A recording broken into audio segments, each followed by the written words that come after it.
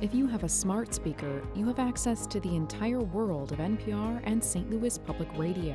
All the latest news and all the captivating stories.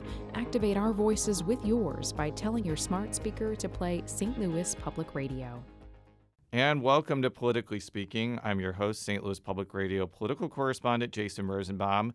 Joining us from mid-Missouri, she covers all things state government and state politics for St. Louis Public Radio.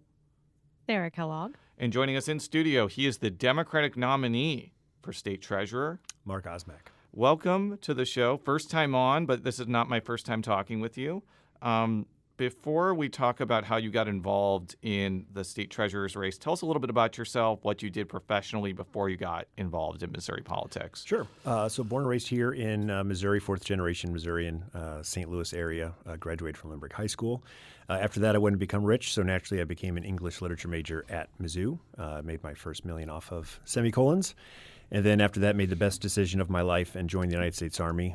Did 2 tours in Afghanistan, the first one during the surge of 2010 to 11 as a mortar platoon leader, and the second one with the 101st Airborne going back in 13-14. Stayed in the Army Reserve, but I used the GI Bill, went to D.C., and got my master's in public administration from George Washington. And during that time, I worked for Senator McCaskill, and then at the time, it was Representative, but now Senator Tammy Duckworth, and then the House Armed Services Committee. So currently, I am the Director of Government Relations for an organization called IAPMO, which is the International Association of Plumbing and Mechanical Officials. And we focus on plumbing code, safe plumbing codes, but also clean water legislation, so lead remediation, PFAS remediation. Yeah, fun fact, we just got our pipes replaced at our house by American Water.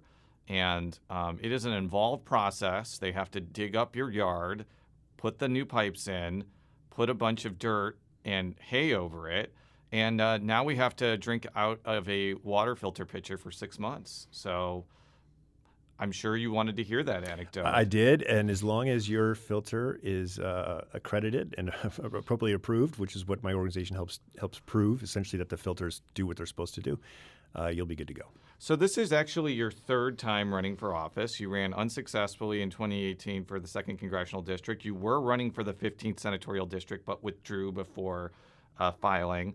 And this time, you got to run for state treasurer unopposed. What made you want to jump back into the political fray after 4 years off? Yeah, so, well, the first thing is I've been involved the entire time with Missouri politics and legislation. In my current role, I am often in working with Jeff City legislators on both sides.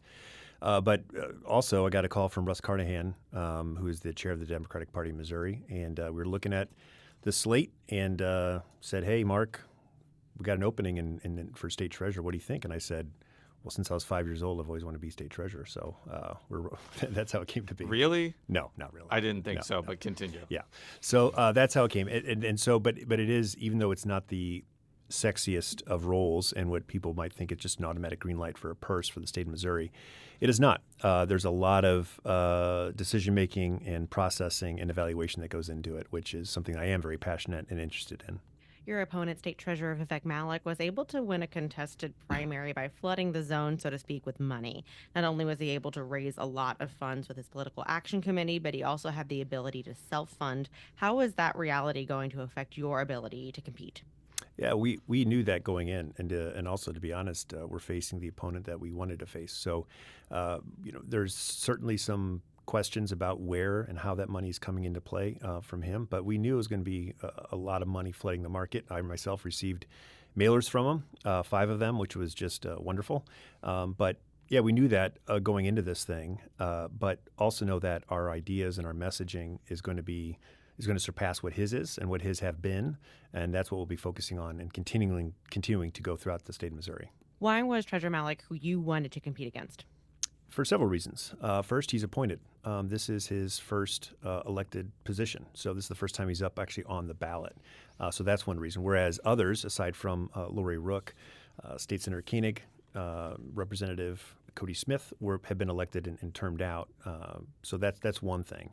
Another one is he has received a lot of criticism from not just Democrats, but his own party, and heavy criticism, whether it's his decision to put state stickers on gray gambling machines, which are unlicensed, unregistered gambling machines in the state, His actions and his decision-making so far in his roughly 2-year tenure in that office have been questionable. So that's the biggest reason is his dealings and his processing and his decisions have been, at the very least, questionable by the Republican Party. We asked this to a lot of statewide Democratic candidates, and we'll ask this to you as well. Democrats have struggled against Republicans because of their inability to hold down margins in rural areas to keep fast-growing conservative suburbs close. How do you plan to break this trend? So, multifaceted way, but there's one proposal, one directive that I'll be focusing on. So, in case you or the listeners don't know, the Treasurer's Office cannot push or write legislation. Well, we can, but someone else has to champion it. Someone else has to sponsor it. But it is a directive and initiative-based role. So specifically to rural parts of the state, which I completely agree, have been honestly forgotten by Democrats. I'm working to change that, and one way to do that is the following. So it's easy for me to say, well, I don't think any kid in Missouri should not have a meal if they're hungry in a state school. One part of it is if you are hungry in a Missouri school, that I think you should have access to a breakfast, and I also think you should have access to a lunch. I was one of the kids who didn't have enough money and had to get special approval to get that. So one, doing away with that. So free breakfast, free lunch. But the way that I'm focusing on rural Missouri is by talking to farmers and Missouri ag associations in the following. A requirement then that when all possible, Missouri breakfasts and Missouri lunches are served with Missouri ag. So the dairy you drink in the quarts, the half pints in Missouri schools, is Missouri dairy. The corn you eat is Missouri corn. The pork, the chicken, the beef, when at all possible. So what that does is not only instill a bit of state pride in students, but it's great for the farmers and associations in this way. It helps steady the market when it is uncertain. So whenever farmers and associations know that the state of Missouri is their arguably, typically, or would be the largest consumer and purchaser of their goods, they can better weather any financial instability in the market. So if you look at the cost of pork and beef, there's typically an inverse. Whenever one is up, the other one's down, and then they'll kind of cross over. So this plan would champion and empower Missouri farmers to weather financial storms, but at the end state is also making sure that every kid in Missouri schools has access to a breakfast and lunch free of charge. So let's move on to treasurer-related issues, which there are many. You mentioned this free lunch program. What are some other innovations you would like to bring to the state treasurer's office, which for our listeners has been in Republican hands since 2017? Yeah, one of them. So I have 2 kids, 2 daughters. One is 4, one is 1. Child care costs are just obscene. And we just found out, surprised, that my wife is pregnant with our 3rd. So congratulations. Thank you. Welcome to the 3 Children Club. You will be welcome into the 3 Children Club. Thank you. Yeah, February of next year. So ending child care deserts. So there are 529 plans, obviously, for secondary education or follow-on from high school. I want to initiate and start one that is similar to that program, but with a focus on child care or daycare. So even though Senator Koenig and Representative Smith are not in the race anymore, unfortunately, the reverberations from their negative decisions continues on. So in advocating against pre-K and advocating against child care and daycare payments by the state, it is quite audacious for anybody, for Treasurer Malek or any other Republican in the state, to brag about $8 billion with a B dollars in state surplus while we offer next to no social services, to include pre-K, daycare, childcare. So that is another huge thing that we can start to address in this state to help address the child care deserts through state planning. I have a follow-up to this. So one of the things that we have offered as University of Missouri System employees are dependent care accounts, where our wife and I put about $2,500 that gets diverted into our paychecks into these accounts. We can then reimburse ourselves. How would your plan be different from that, given that there are tax benefits to doing what I just mentioned? And I don't know if there would be with the program you just mentioned. Sure. So part of that is $2,500 is a lot of money. And so the part of the program is to help and focus on the families or individuals that don't have that ability. So yes, it'd be easy to say, well, just put $2,000 or whatever into an account. But the very people this plan is intended to help and assist are the ones that can't do it. And so that's what I want to focus on as well, is how can we make that happen? I don't have all the answers for that, but I also do know that with the right foresight, the right direction, the right end state, we can get there. And that is what we will do with this program. So it won't be able to be stood up on day one, but the initiatives to start that program can be. So if you have 2,500, wonderful. But honestly, I'm more concerned about those who don't, because the median family income in Missouri is in the high 30s, low 40s, and that is a substantial percentage of their income to put away for childcare. Treasurer Malek has sought to divest the state's investment from Chinese companies. What do you think of this idea? Well, it's interesting he's done that because he's changed, and I don't know if I would say evolved, but he's changed on his stances on quite a few things. One of them is ESG, so it's environmental science and government. So I think he's reading off a cue card. I think he's reading off of Republican talking points, which aren't working. So initially he said, I want nothing to do with ESG. And then this anti-Chinese rhetoric kind of came in, and he said, well, I'm going to make sure I divest from any Chinese connections. Well, the G of ESG is governance or government, so that was part of it. Now he's kind of said, well, I'm going to pull back from that. What he doesn't know is the following, in terms of going back to the rural part, going back to pigs. There is a part of the pig that is only purchased by China. So what I didn't know before talking to farmers is that Missouri pork is sought after worldwide and specifically in China. But there's a part of the pig, it's the anus, that goes for $1.50 a piece. And that is a part of the pig that no other country in the world purchases. So it's not European, it's not sold in Mexico, it's not sold to Canada. It's not that it can't be, it's that it's not wanted. So my point is this. We have to be very careful on how we do this, because if we cut off any kind of financial tie to China, one, they buy a tremendous amount of Missouri rice, which is made in the Boot Heel. They buy a tremendous amount of Missouri pork, which they have said is the sweetest pork they've ever had.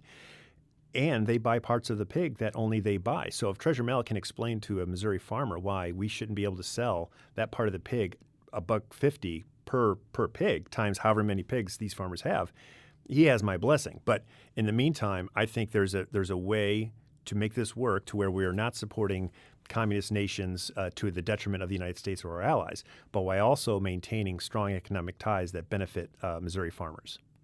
Yeah, to piggyback off that a little bit, do you think the litmus test around investment should be whether it makes the state money or not, and not necessarily where a company is located? I think we can do both. So there's something called the never contract with the enemy in the federal government, and that is to ensure if you own a company X and if you sell sprockets, that 2 or 3 subcontractors down does not have financial connections to an adversary of the United States, i.e. Russia, i.e. China, i.e. Iran, that could be detrimental to our country. So I think there's a balance that we can strike. So in terms of, is this moral, is this ethical, is this environmentally sound, I think we can take all those factors into consideration and still make wise, sound financial decisions for the state that benefit us without going too far one way or the other. So we would never do this, but if Russia says, well, invest in us and you'll get a 100% return on your investment, well, absolutely not, right?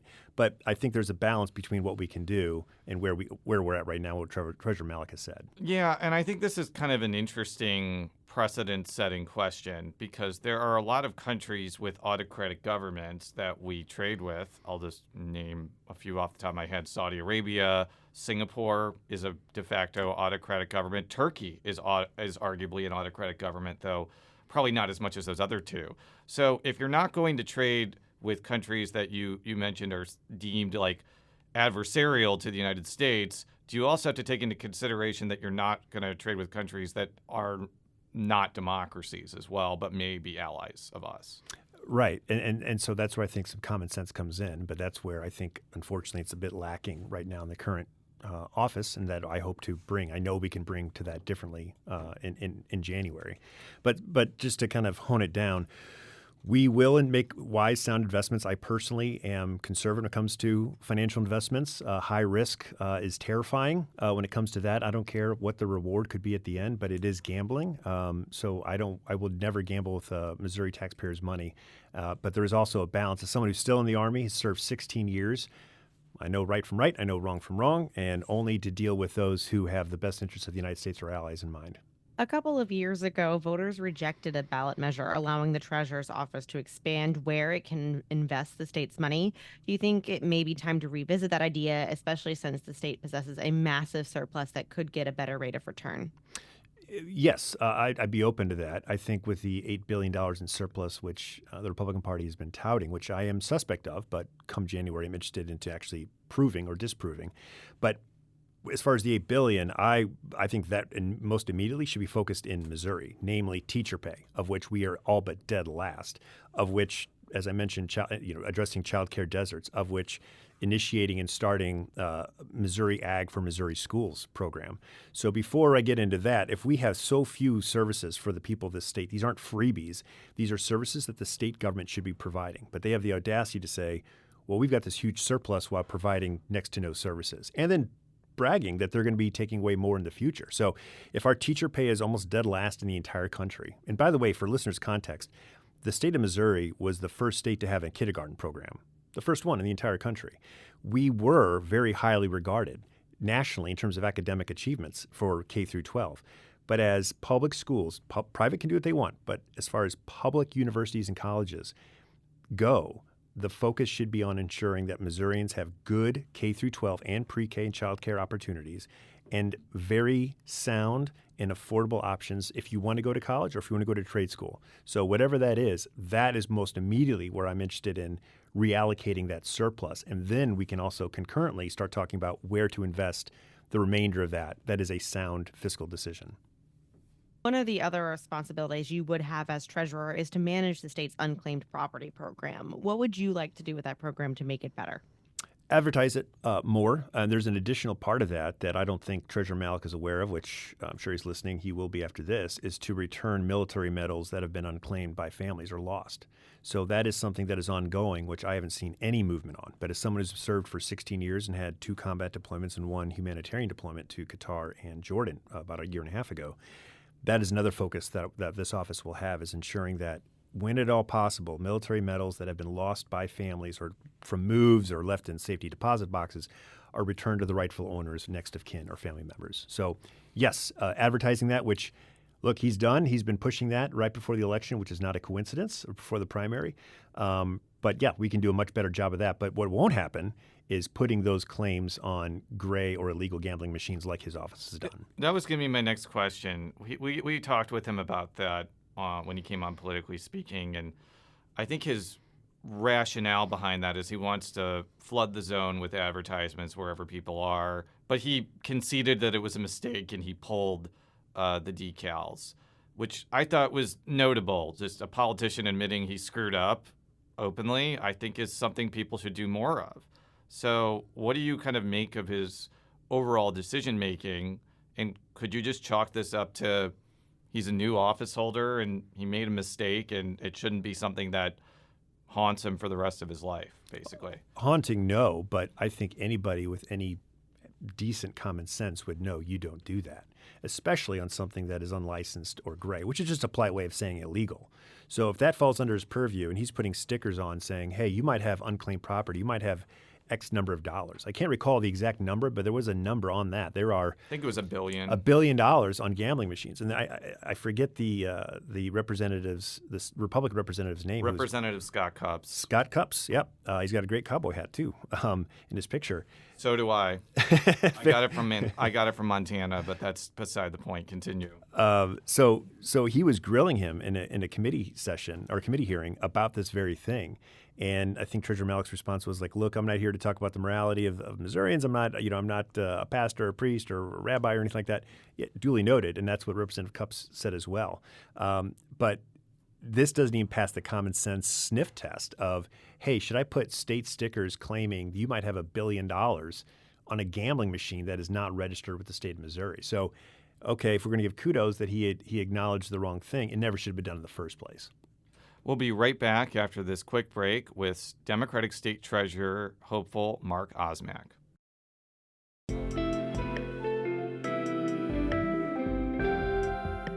The Gateway brings you the day's news each weekday from around the St. Louis region and the state capitals in Jefferson City. Our schools are accredited. We don't need this bill. And Springfield. How many more years must pass before lawmakers see Time is of the essence. I'm Abby Larico. Join me each weekday for The Gateway on the STLPR app or wherever you get podcasts. And we're back on Politically Speaking with Democratic State Treasurer nominee Mark Osmack. And we're going to move on to one of my favorite subjects in the world, low-income housing tax credits. Is it really my favorite subject in the world? No, but it is interesting to me from a policy standpoint. And one of the duties of state treasurer is you serve on the Missouri Housing Development Commission, which approves low-income housing tax credits. The incentive has been controversial for a while because critics say it's not efficient and it's a public boon for private developers. I would say that the controversy around it has subsided in the last few years, but who knows? There may be another controversy that arises. And that's a long-winded way of asking what is going to be your posture toward approving these incentives and what changes would you want to see in the program, if any? So it'd be a case-by-case basis as far as approving. I was recently in the Fort Leonard Wood area where housing is an issue. So as someone who's been in the Army for 16 years, when there are installations that are not close to major metropolitan areas, rent can very quickly go beyond what most people can afford. So you could have been born and raised in St. Roberts or Waynesville, Missouri, and find yourself unable to afford the housing options there because of the installation. And the reason why is because there's something called BAH, Basic Housing Allowance, that is set by the federal government. It's updated every single year. The DOD reevaluates that says, hey, if you're this rank and whether you have dependents or not, you get this amount based on your zip code for housing, okay?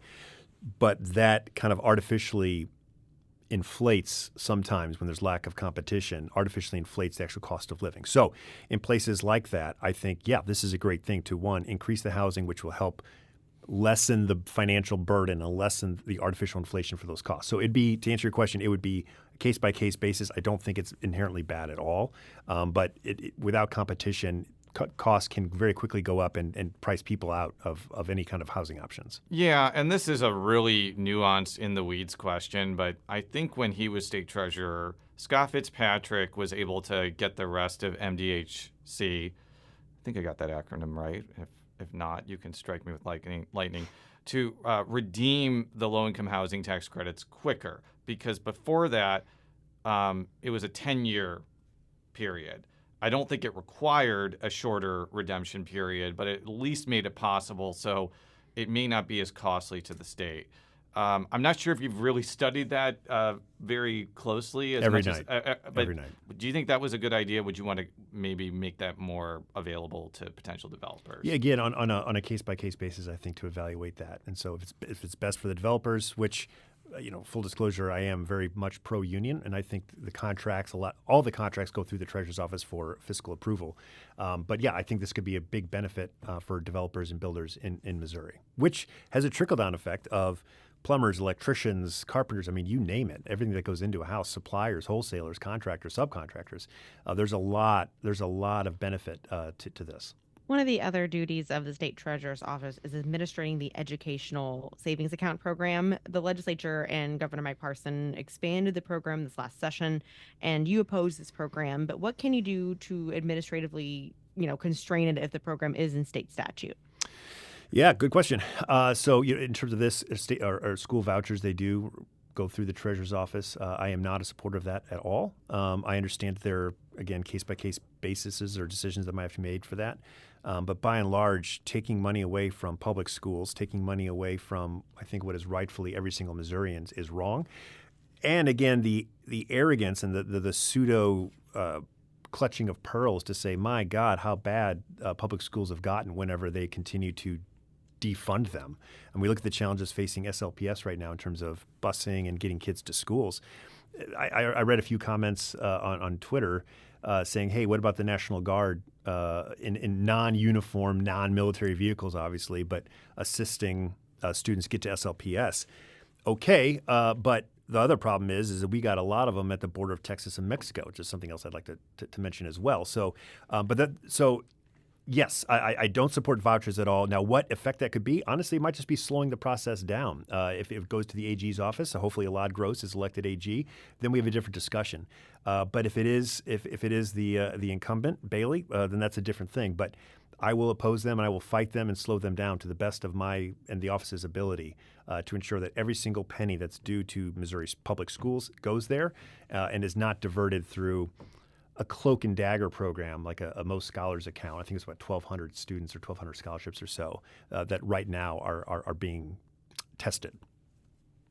An argument from pro ESA, supporters is that they're helpful to provide kids in underperforming school districts and it gives them a chance to go to a better school. What do you make of that argument? I think they're underperforming because Republicans have made them underperforming. If you cut funding to this radio station and then say, well, we're not on the air. Well, no kidding, because you haven't paid the bill to broadcast out. So I think that's a very self-serving argument. And also, this has been tried in other states, most recently in Oklahoma. And there's an article discussing that basically once you do this, not only do public schools continue to deteriorate and fall and fail, but also private schools increase their costs because they don't want your kid there. So if they're charging X, they will be now X plus whatever that amount is to make sure that it is not a level playing field for everybody. Private schools can charge what they want. That's completely fine. But it is a fool's errand to think that, well, we're going to open up the door here and it's going to be better for everybody. No, believe me, it's happened in other states. Private schools will continue to be private, and that's fine, but they're going to keep a lot of kids out. That's their purview. But for public schools, my major focus is ensuring that every single penny and more that Republicans have cut goes back to public schools, and a big part of that is by stopping the voucher program. I want to talk about pensions. The state treasurer is on the Mosers board. What would you do to make sure that the pensions that Mosers oversees are sound for the foreseeable future? They're untouched, that it's not even a factor into diminishing, weakening, lessening, taking money away from, gambling with, into the most sound, reliable, boring of financial accounts and planning. That's what it would be, just to ensure that every single worker who has one deserves it, has earned it, is the big thing, earned it, and to not touch it at all and to not play fast and loose with it. So again, I'm very conservative when it comes to fiscal risk, just because I raised in a trailer park. I've seen what happens whenever we play risk or make risky decisions with other people's money, which is something I couldn't do. I wouldn't do with my own, and therefore I wouldn't do with anybody else's. Let's shift a little bit to politics beyond your race. You were actually recently at the Democratic National Convention in Chicago, and I'd be interested to hear your takeaways from Kamala Harris Palooza, so to speak, which is actually an appropriate descriptor since Lollapalooza is now based in Chicago. So I'm going to give myself a pat on the back for that. Very good reference. I'll see you at Burning Man next year. Yeah, Jason, I am planning on going to that, but continue. Yeah, it was thrilling. So I went to the kind of a real St. Louis experience. Went to the Cardinals game on Sunday afternoon, and then took the train a la Harry Truman from downtown St. Louis to Chicago. So I was there Monday and Tuesday. It was an absolutely thrilling and exhausting experience. Exhausting in the best way, but thrilling in every way imaginable. So the speakers, the energy, it was real. It was bona fide. You could sense it. This is in stark contrast to the other side, which has been much more doom and gloom. But there is hope. There's energy. But hope without a plan is nothing. There is a plan here. And so I think with soon-to-be Vice President Walz and soon-to-be President Harris, we're all definitely on the right track. People are energized, and it's something that I don't know. Everyone I've talked to, such as Russ Carnahan, they haven't seen since 2008. And while I was too young to vote, maybe during President Clinton's first run in 92.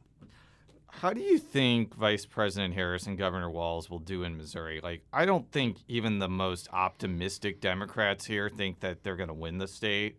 But I don't think that's the goal. The goal is for them to lose by a lesser margin than Hillary Clinton or Joe Biden did, because that's going to have a big impact on your race, the governor's race, the U.S. Senate race. What is the case that the Harris-Walz ticket is going to lose by single digits as opposed by high double digits, which is what happened in 2016? Yeah, I don't think it'll be high double digits, but I couldn't guess about what it's going to be, how close. But the energy is there, the excitement is there, and it's there for the right reasons too. So as far as predictions, I couldn't tell you. I'm more optimistic about places that we as a party have struggled. So Southeast Missouri portions and closer to Arkansas. So yeah, there are some. They're about 30, 33, 34% that will never be swayed, and that's we understand that, but I think it's going to be closer to what people think, and what that all the negativity that's been swarming around the other side, and honestly, the incompetence from Vice President candidate Vance has really pulled a lot of people away. Amendment 3, which is the abortion legalization measure, is slated to go before voters this November. Why do you think Missourians will vote for this? Because it has gone so far. It has terrified people of what could happen to them and to themselves and their families. Our second child, my wife and I, Caitlin, our second child, Kennedy, named after the good Bobby Kennedy, she's a product of IVF. That's under threat without voting for Amendment 3. We are expecting our third, but unfortunately, and this is something that is sadly common, more than people, I think, talk about, we have lost children along the way. And depending on when that was, we had to go in for medical intervention because the pregnancy was far enough along towards it wouldn't happen by itself. So these things are under threat. And in terms of rape, in terms of incest, I mean, my God, this is so draconian, so extreme. I think people are seeing it, and we're swaying back the other way. A concerning thing is, and this is, again, sadly, doesn't seem to be terribly uncommon, a very common Google search is women asking, will my husband know how I voted? Whether it be in support of the Harris ticket or in support of Amendment 3 in Missouri. The answer is no, but that is a very concerning thing. So I think it is going to have an immense, or I shouldn't say immense, I think it's going to have about a 3 or 4% bump. I don't know where that 3 or 4% is going to come from, whether it's from previously disengaged voters who are registered but would not have otherwise voted, or if it's going to come from people who have typically or historically voted Republican who are just saying, hey, look, this is too much. But how that affects the Harris ticket and then everyone from governor down ballot in Missouri, I don't know. Yeah, I was going to ask how much of an effect you think this measure will have on down ballot contests like yourselves, but even, state Senate, state House races. Like, what are your thoughts on that? I think the voters are going to be really interesting. How things turned out in November is going to be a case study on this. For my race for treasurer, I think it will have an impact. But I think the further down the ballot they go, like literally going down the ballot, they might see the connection decrease.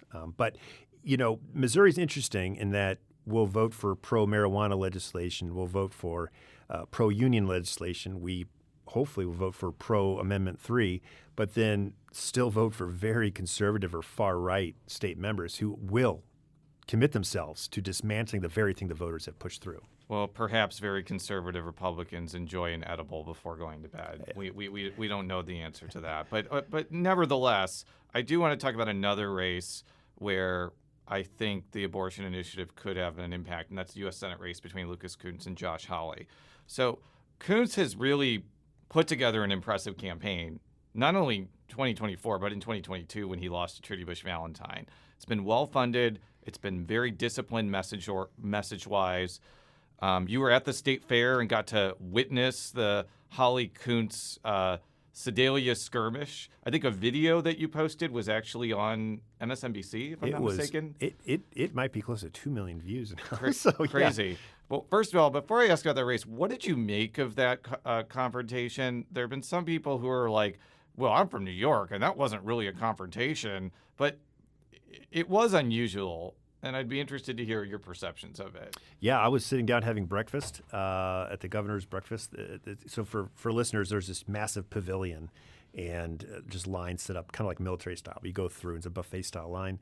So I'm sitting there talking to Crystal Quaid, the nominee for governor, and I see this large scrum to my left, her right, and I stand up and there's Senator Hawley and Lucas Kunce. So it was very surprising, and they were going head to head, and there was just a complete swarm of 30 to 40 cameras and reporters around them. We were a part of that. Apologies. Yeah, no, it's okay. But I'm a tall guy. I'm 6'3", and I've got gangly arms, and so I just stuck my arm over into the center of it, and I think that's kind of how the video turned out. But it was intense. But I didn't know. I didn't see the walk up that Senator Hawley had of like, hey, let's go talk to this guy. It really was kind of gotcha stuff. It was premeditated by him, and then it backfired, quite frankly. And so I think initially Lucas was surprised, like the rest of us, but then he found his footing, and I think he did a phenomenal job in responding. Okay, so you're familiar with how federal, congressional, and Senate campaigns work, because you ran for Congress in 2018. And I'm just going to be blunt here. If the Democratic or Republican committees do not buy into a race, it is very difficult for that challenger to win. We talked before the show, there are pluses and minuses to having that support. If you don't have that support, you can be a little bit more independent about how you campaign. But if you don't have that support, it's kind of like a tacit belief that you're not going to win. And right now, at this point in time, I don't think the Democratic Senatorial Campaign Committee has bought into Lucas Kuntz's campaign. What is the case to make national Democrats buy into Missouri? Well, my take is a little bit different. He's done a fantastic job. I think it can be a benefit if the national level of Democratic Party or any party gets involved. But at the same time, I'll just look at the scoreboard. There are 2 Republican U.S. senators. All 6 statewide offices are Republican. We have a Republican House and a Republican Senate at the state level in Missouri. So we got to start somewhere. So I'm not offended that they're not getting involved. I think we have to show what we can do. He is doing that. I think we're doing that in our race. I think a lot of people are going to be surprised. But you need one. You need one to get in. And we need to believe in a few races that we actually can win. I do think his can be won. He's going about it his own way. I'm not a spokesperson for his campaign, but I think he said, like, hey, look, we're getting our tails kicked in the past. I'm going to try something different. And that's what he's doing, and he's been successful at that. And I know that's a similar thing that I'm doing. Maybe it's a military mindset that he's Marine and I'm Army. But look, what we have done in the past hasn't worked. Whenever national level entities have gotten involved, it hasn't worked. So let's try our own thing. You're not going to hold it against him that he's Marines instead of Army. No. We get along swimmingly on that. I never served, so I didn't know if there's tension between No, the just two. fun tension. Fun tension. I think that Jason Kander, who's in the Army, and Stephen Weber, who is in the Marines, can attest to that. Well, thank you so much for joining our show. Politically Speaking is a product of St. Louis Public Radio, which is part of the University of Missouri-St. Louis. You can read all of our coverage of the 2024 election cycle by going to stlpr.org. And Mark, how could people find more about your campaign on the World Wide Web? Sure. It's real simple. It's markosmack.com or osmackformissouri.com. And another thing that we're focusing on is making sure that Missouri Army National Guard and the Missouri Highway Patrol are actually in Missouri, serving Missouri, and not at the border of Texas and Mexico, staring into the night, which is where Treasurer Malek has focused on the wall, which I could not disagree with more. My focus is on Missouri, not on Texas. Texas can deal with themselves. Thank you very much, and until next time, so long.